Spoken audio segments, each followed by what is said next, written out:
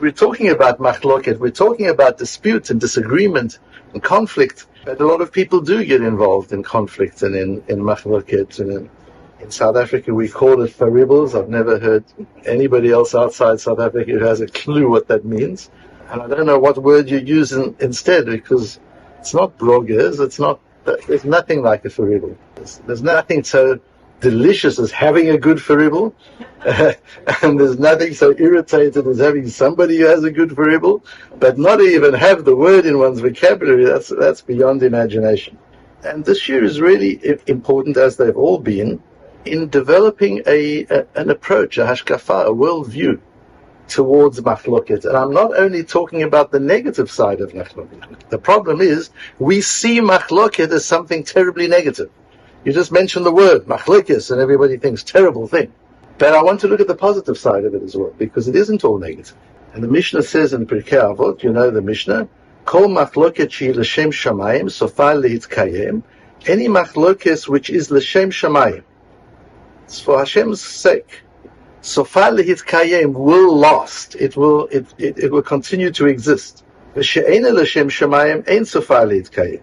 And any machlokes, any argument or dispute which is not l'shem shamayim, will not sustain itself. And the Mefarshim have a lot of difficulty with that. What does l'shem shamayim mean? What does not l'shem shamayim mean? And why should the machloket be sustained? Why is that so important? Why is that valuable? Ezohi machloket shi l'shem shamayim.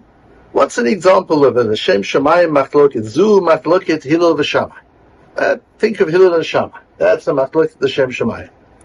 And why theirs particularly? The Gemara is full of machlokes, and every page there are people arguing.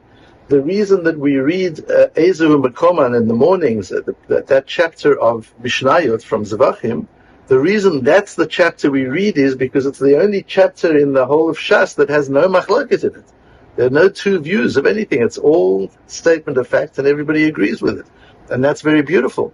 But that means the rest of Shas is full of machlokes. So why pick on Hillel and Shammai? Surely all the arguments in the Gemara are l'shem shamayim.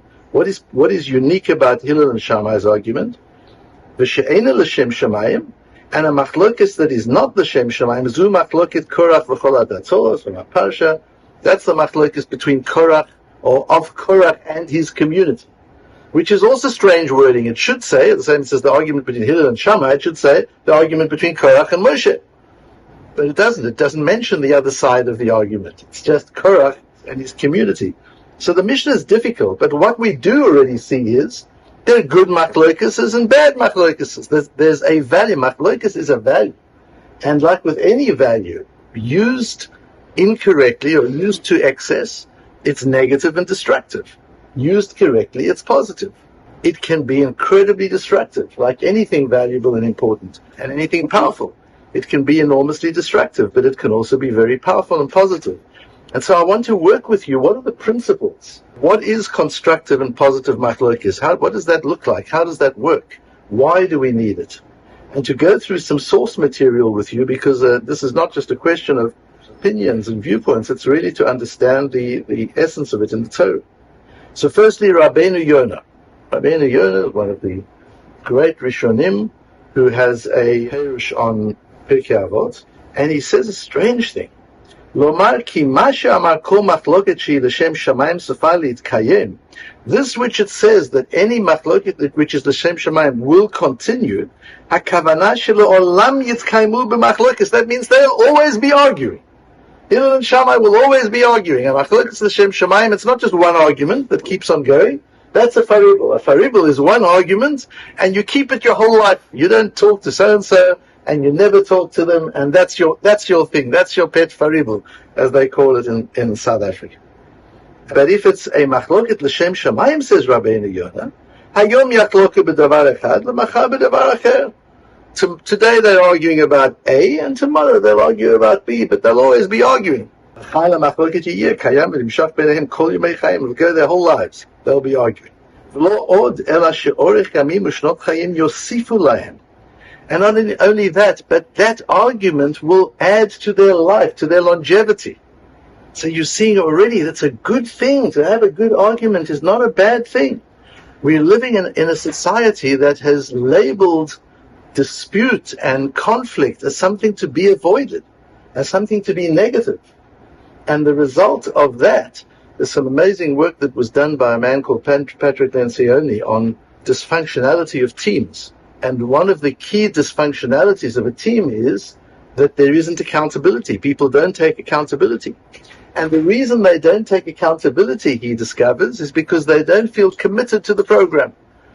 The team decides we're doing a certain thing, and then you find not everybody's really bought into it. And why not? Because they're not committed.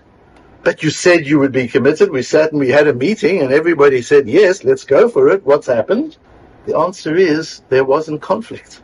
In an environment where there can't be conflict, how can I express a view if it's a little bit different from yours? So everybody expresses the same view. It's like a little bit like political discussion has become in the United States. You can't express a view unless you know that everybody around the table has the same view as you. Because if you do express a view and it's different from the other people around the table, there'll be fireworks. And who wants fireworks? We've become completely conflict avoidant. Says Rabbeinu Yonah, the conflict is really important, and if it's the Shem Shemayim, it will go on all your life. That's good. And if it's She'ena L'Shem Shemayim, Ein Sofa Li'Tkayem, then it won't be a continuous machloket. Rak b'machloket harishon Yosifu Yitzamu v'sham yamutu k'machloket shel Korach. They will live their life and die their death in that one machloket that they'll never get over. Machloket has to develop. There's got to be a life. There's got to be vitality to machloket. Disagree on different things. Move on. You don't stay stuck in one machloket. You move on. So why is Rabbeinu Yonah appreciating the value of machloket so much? And Rabbeinu Yonah himself was involved in terrible machloket. He was very opposed to the Rambam. And he came out and led a movement, an anti-Rambam movement, which he later regretted terribly. And because of that, wrote the Sha'arei Tshuva, the sefer that we have that is the classic on how to do tshuva. It's such a classic. I use the principles of Rabbeinu Yonah, written 800 years ago or whenever. I use in business to teach executives how to apologize. The process of apology. How do you apologize to the Rambam when you've led a movement against him? How do you apologize to a colleague? How do you apologize to a child? How do you apologize to a spouse? There's a way to apologize. And Rabbeinu Yonah's sefer is about tshuva. It's apologizing to Hashem. But you use the same principles when you're apologizing to another human being. There's no reason why it should be any different. And the sefer is an unbelievable process of apology. And he wrote that to do tshuva himself for what he did for the Rambam. So Rabbeinu Yonah knows machlokes. Rabbeinu Yonah is an expert in machlokes. And despite his own experience, or maybe because of it, he says it's a healthy thing, as long as you don't get stuck in one machlokes. It's clear that if you have one machlokes, the problem is you. This is not about an issue. It's not possible that you only disagree with the world on one issue, but on everything else you agree. So why is that the thing in your mind? Why, whenever you talk, is it about this thing that you disagree with?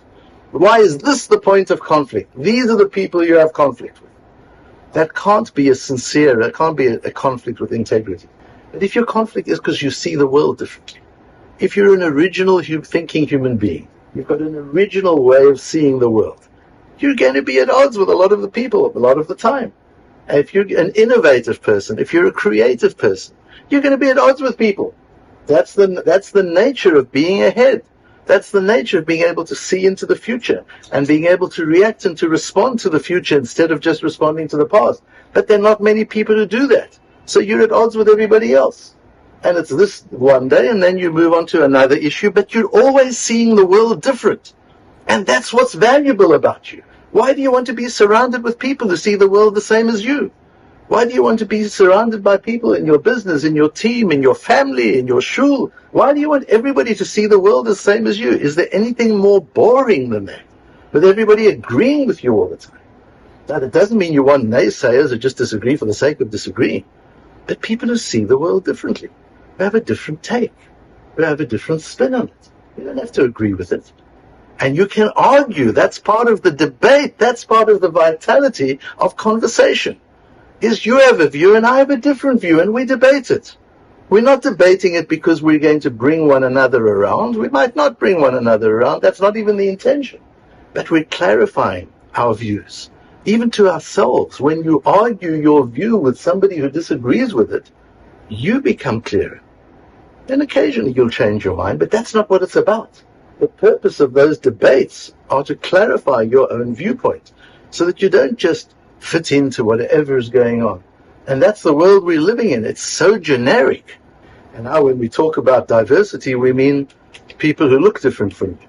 That's nothing. That's no big chap to be able to get on with people who look different from you.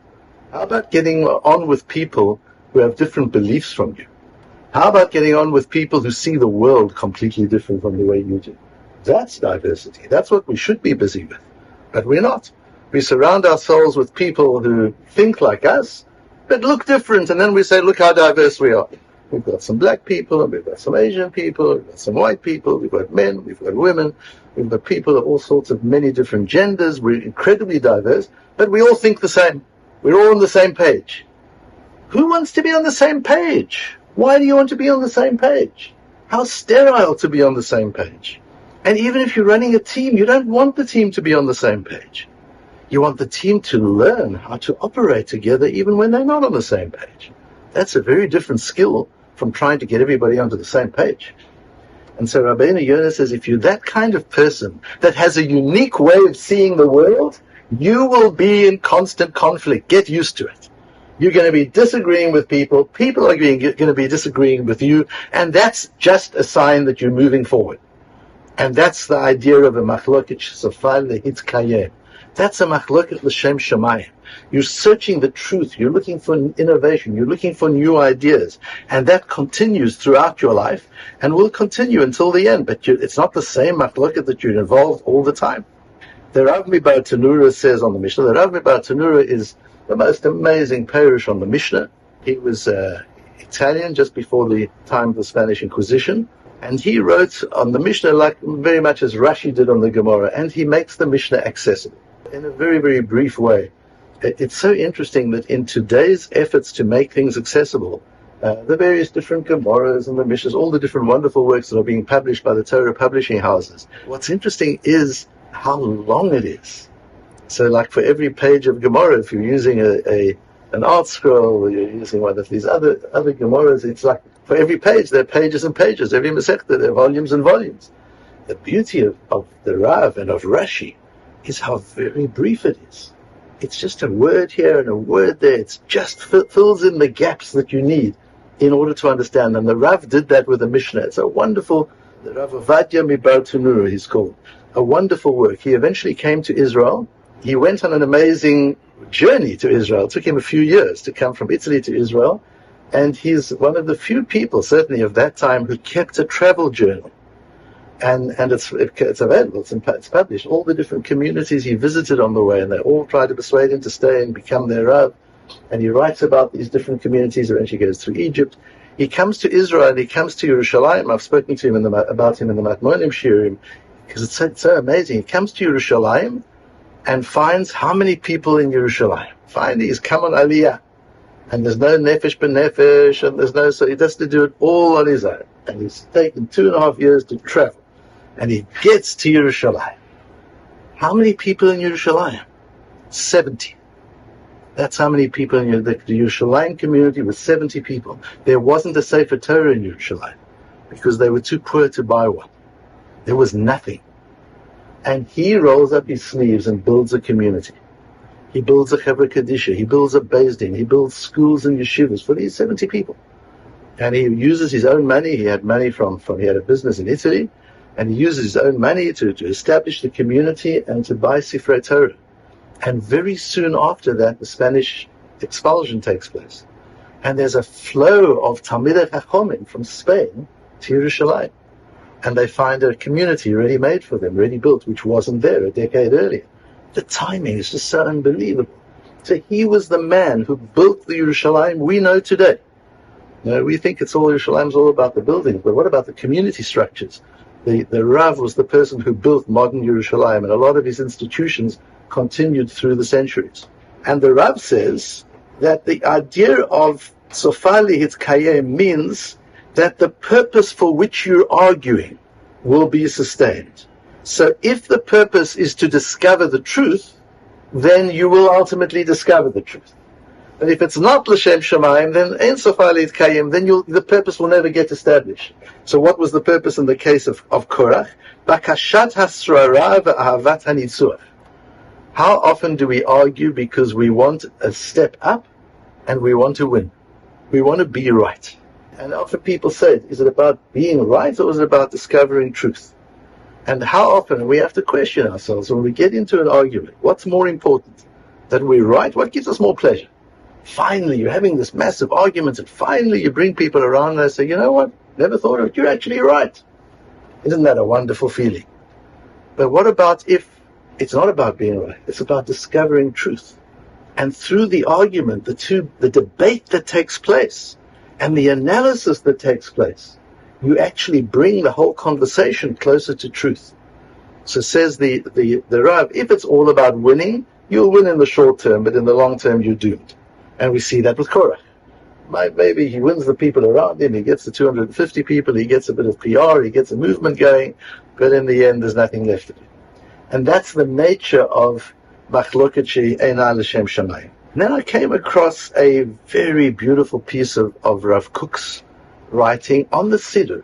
He's got a wonderful Siddur, a 2-volume Siddur with the most amazing material in the Siddur, where he just has he's one of those people who has a different way of looking at the world. And he was involved in machloket all his life. There were people who adored him, and there were people who hated him, and people who fought him and tried to destroy him. He saw the world differently. He was ahead of his time, he was different from his time, he saw the world differently. He saw the Torah differently, he just had a different set of lenses. And there's a great example of somebody who was, through his innovative way of seeing the world, was in perpetual machloket. But he has this beautiful piece there. And again, interesting, coming from a man who knows machloket, an expert, a person who's lived machloket. Yesh to'im shechoshvim. There are mistaken people who think shehashalom ha'olami lo yibaneh ki im al yedei tzivyon echad b'deot u'tchonot. World peace will only happen when everybody thinks and does the same. Sound familiar?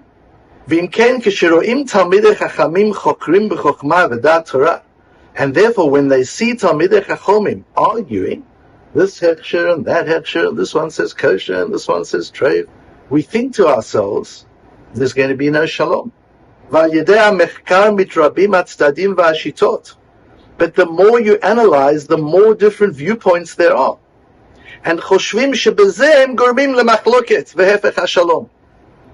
think that when the Talmidei Chachomim are examining an issue, and the more they examine it, the more different viewpoints there'll be, and they think that's damaging the peace. This is not true. Because true peace, the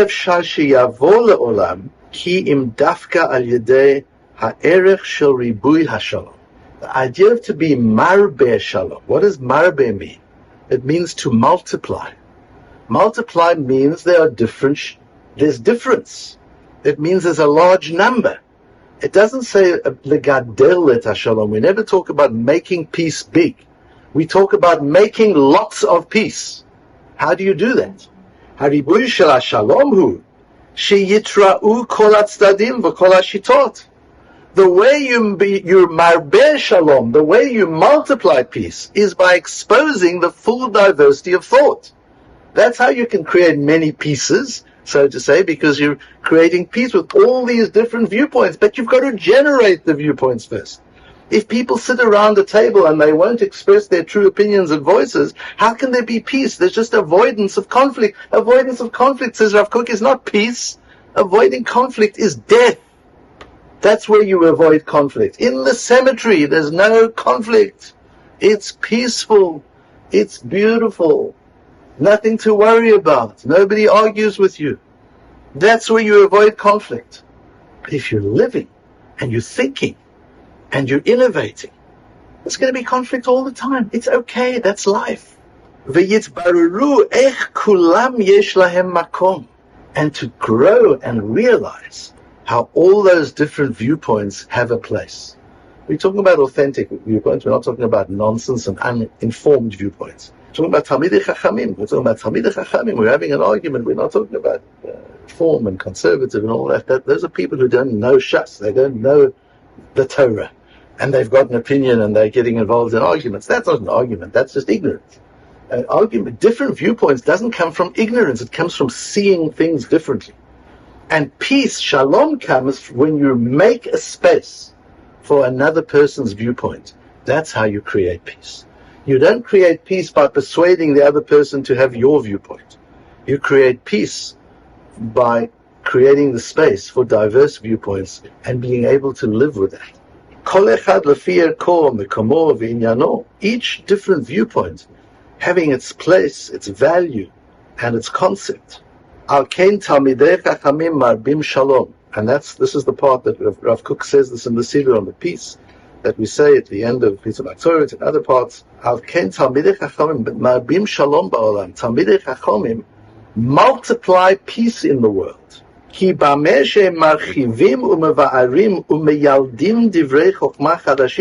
Listen to these words. Because by them broadening, clarifying, and giving birth to new ideas, with all sorts of different outlooks and viewpoints. There's a multitude of different ways of seeing things. In that way, they can multiply peace. As it says, so there we see again this idea developing the importance of conflict. You think, I imagine you assumed when I said I was going to be talking about conflict, Parashat Korach, I was going to be talking about how terrible it is and what you do to avoid it.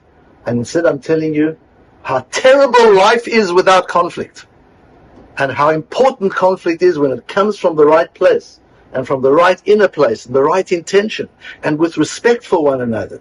And it's knowledgeable conflict, and it's conflict with wisdom, but it's different ways of seeing things, and to be able to make space for those different ways of seeing things, and thereby to create peace, that's shalom, because shalom comes from the word shalem. Shalem means complete. To be able to take all these different pieces and build a complete picture out of them, that's shalom. Shalom is not just to take one piece and throw all the others out, and now you've only got one piece, so you've got shalom. That's not what shalom is. Shalom is to be able to work with complex, diverse ideas.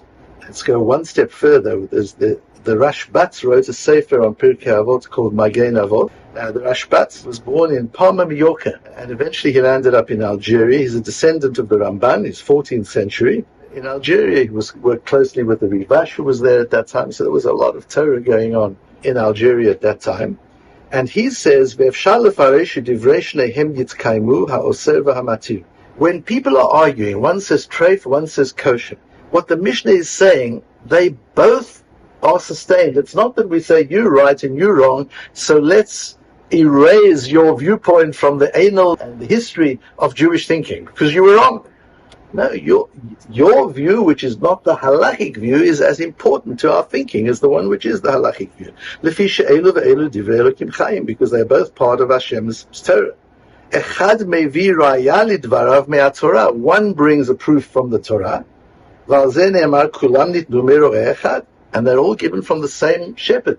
It's all from the same Torah. Two Chachomim are arguing. They're both bringing proofs from the Torah. So through their argument, you can see the Torah through their lenses, even if we don't paskan halakha like one of them.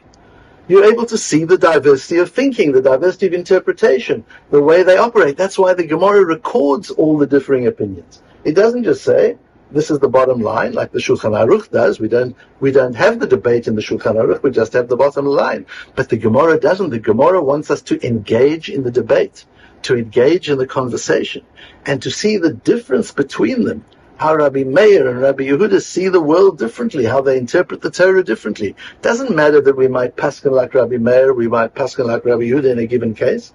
What's important is not even the psak, and very often the Gemara doesn't even mention what the final halakha is. We've got to work that out ourselves, because that's not what the Gemara is about. The Gemara is about the diverse thinking and being able to encapsulate all the different facets through which to see the Torah. Not just one, not just the primary one, not just the dominant one. And that's based, this comment of the Rashbat is based on the Gemara in Chagiga, which talks about the Pasuk in Kohelet of Baalei Asufot Nitnu Miro'eh Echad, that the people who gather together all get it from one source. And the Gemara says, Baalei Asufot Eilu Talmidei Chachamim Sheyoshvim Asufot V'oskim B'Torah. These are Talmidei Chachamim who sit in groups and they study the Torah. Halalu mitamim, halalu mitarim. Some say tameh, some say tahor. These say asur, these say mutar, these say pasul, these say kasher. And if a person is to say, the Gemara says, "Hey, I'm so confused. There's so many views. One says kosher, one says treif. What am I supposed to do? Where do I learn?" Talmud Lama, don't worry. Kulam nitnu miro'eh echad. All comes from one source. You're seeing one source of Torah through the lenses of diverse Talmidei Chachamim. And you've got to be able to do that. You've got to be able to look at it from diverse lenses. And look what a capacity this. I've been going on for months now on the idea of Talmudic methodology and how important it is to Jewish thinking. In any sphere, it doesn't matter what sphere you're working in or living in. Just think what it is from childhood to be raised, to be able to hold contrary opinions of what the Torah is saying and find space for all of them. And be okay with them. Just that capacity. Imagine now you've got to manage people and you've got to lead people. What a different leadership capacity that is if that's well ingrained in you. That everybody doesn't have to be on the same page. You don't want everybody on the same page. Nobody in the Gemara is on the same page. Everybody's on a different page. But you're able to integrate it and put it together because they're just looking from different aspects, different facets, different perspectives. And then the Gemara says, Afata aseh uznecha ka'afar cheset. You need to develop the capacity to make your ear like a funnel. That just everything goes in. Just take it all in, without judgment. Again, we're not talking about where you're taking in nonsense. We're talking about people who are discerning with what they expose themselves to.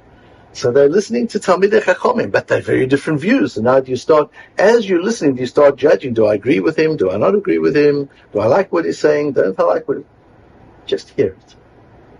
And again, just think of that training. Imagine what this training is from childhood. Child goes to cheder, to yeshiva, and years of learning. That's the training. To make your ear like an afar chesed. Just listen to it without judgment. Once you've integrated it, and you've got these different views, start working with it. And start building your own viewpoint. But don't sit there filtering out anything you don't agree with. We do that all the time. Somebody's giving a shir and you're already thinking, do I agree? Do I not agree? Is that a nice idea? Isn't it a nice idea? You start closing your mind to things that feel a bit uncomfortable or on you or are different. And what his advice is, just take it in. Just take it in. Be like a funnel. And make sure you have a Rebbe. Because now that you've taken all the material in and you have a Rebbe, the Rebbe will teach you methodology.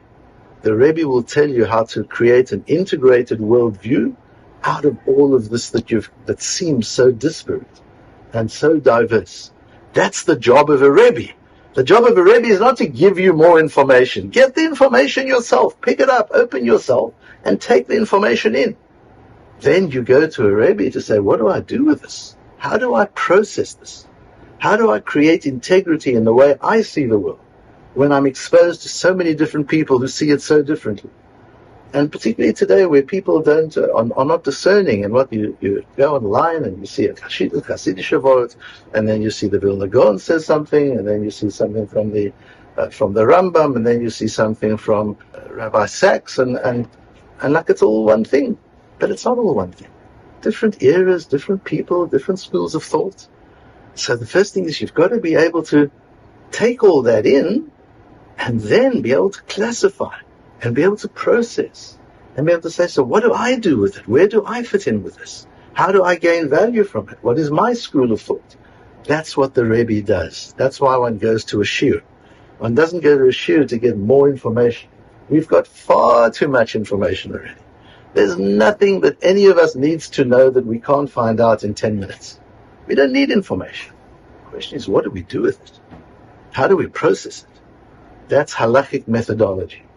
And that's what we need to learn how to do. And we have a piece of Ruach HaChaim. Ruach HaChaim is Reb Chaim Volozhiner, the talmid, the student of the Vilna Gaon. And he wrote a Perush on Pirkei Avot, and he said, after all, Halimud nikra milchama. We see in Chazal, learning Torah is called milchama, war. You go into the Beis HaMedrash and you fight. You fight for your viewpoint. You fight for what you believe in. And you have two chavrusas and they're fighting. And you wonder what's going on, what's happening. And then afterwards they put their arms around each other and they're the best friends, lifelong friends. But in the Beis HaMedrash, they're trying to discover truth. And they've got different lenses. And they're thinking originally. And they see things differently. And they'll argue and argue and argue. Again, not necessarily to persuade the other one, but to clarify and to check that their thinking is valid. That's what it is. And by the way, just as an aside, politically incorrect as it is, I argue that's one of the reasons why the traditional view has been to discourage women from learning Gemara. It's not because women can't. Women have incredible minds, and we see today, now that women are learning Gemara, they're doing amazing work and teaching amazingly. But it's without milchama. Because it's not for a woman to go to war over an idea. She risks her femininity. It's not, sometimes it's not ladylike. Imagine you come and you see two women fighting like anything, ready to rip each other apart.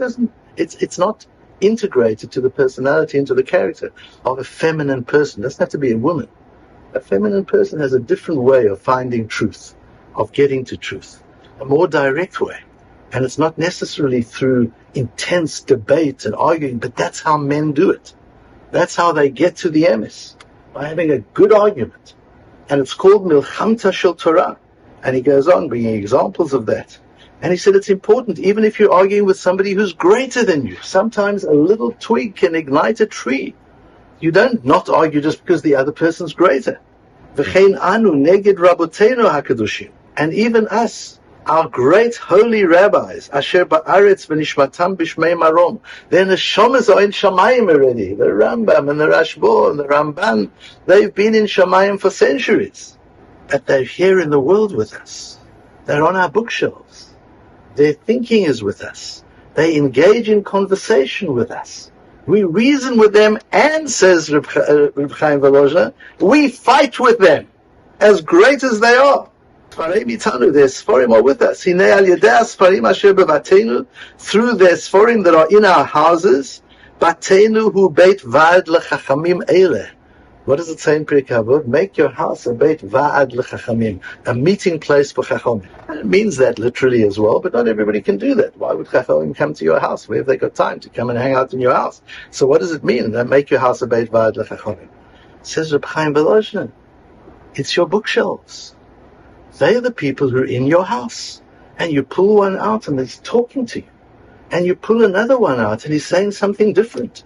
And you're now trying to resolve these three, and they're both open on your table. And you're trying to work it out. And eventually you feel you agree with the one and not with the other, and you have an argument with the other. And then he answers you. Intuitively, all of a sudden you're, oh my goodness, I get what he's saying. And now you're arguing with the other one. How could you have not got it? And you're in this whole discussion, this whole milchama, with these Kadoshim, these holy, great people of Yisrael, who have been dead for centuries, and they're alive in your house. That's a Beit Va'ad L'Chachamim. And thank God for Shabbos, where we need Sforim, otherwise people wouldn't have Sforim anymore. They would just have computers.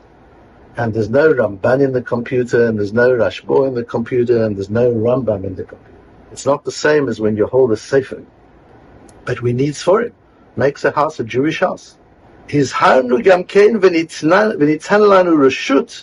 also been warned and given permission. It says, V'havi mit'abek.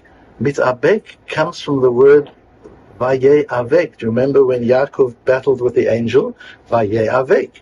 So when it says to be mit'abek to the Chachomim, it means lilchom b'divreihem, to fight with them.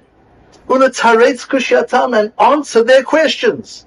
Rabbi Akiva Eiger asks a question and he says, I don't know the answer, and you do know the answer. Great, give the answer and say, Rabbi Akiva Eiger, what was wrong with you? How come you didn't think of it? You're 1,000,000 times more brilliant than me and 1,000,000,000 times more knowledgeable. How come you didn't think of it?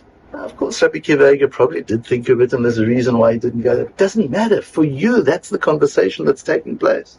V'lo lisap pnei ish, rak le'ahov ha'emet. And don't be intimidated by authority. Just love the truth. And then he says, "Avalim kol ze yizaher b'nafsho v'ledaber b'ga'ava v'godel levav." But all the time, watch your character. Watch your midot. Make sure it's with modesty and humility. And realize who you're arguing with. Don't think that you're as big as your Rebbe, or you're as big as the author of the Sefer. Realize who they are. Know that although you're arguing, the reason is probably you haven't got a clue what he's saying. You're just not bright enough to understand. That's really what's going on. But still, on your level, that's what it seems to be saying. You argue. So always do it with the greatest humility. And that's what Pirkei Avot says, which normally is translated like cleave to the dust of their feet, but the right translation of Rabbi Lapin says is struggle at the dust of their feet.